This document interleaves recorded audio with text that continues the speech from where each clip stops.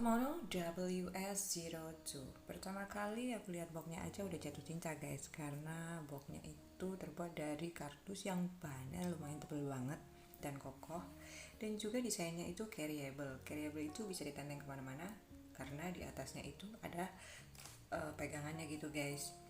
Oke deh, nggak usah banyak bicara lagi, kita langsung aja unboxing.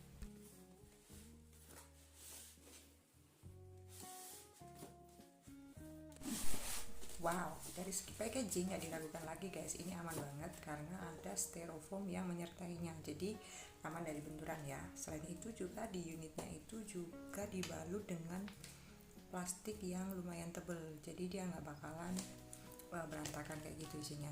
Oke, kita langsung robek plastiknya, kita lihat di dalamnya ada apa aja.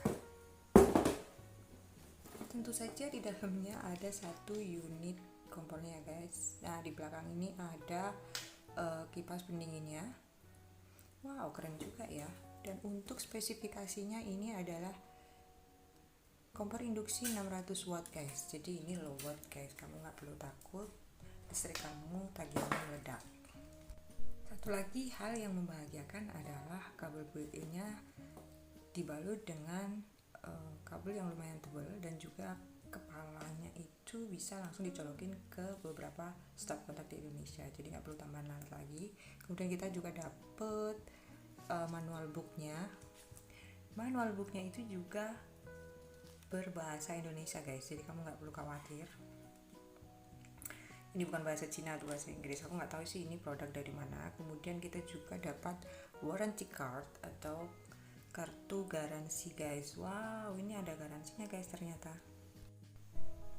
Kompor ini didesain cukup mungil dengan panjang sekitar 33 cm dan lebarnya itu sekitar 28 cm. Compact juga ya. Well, sesuai buku petunjuknya tidak semua peralatan masak ini bisa digunakan di kompor ini ya guys, hanya peralatan masak tertentu aja. Dan juga diameternya juga udah diatur, diameter kurang dari 14 cm nggak bisa dipakai.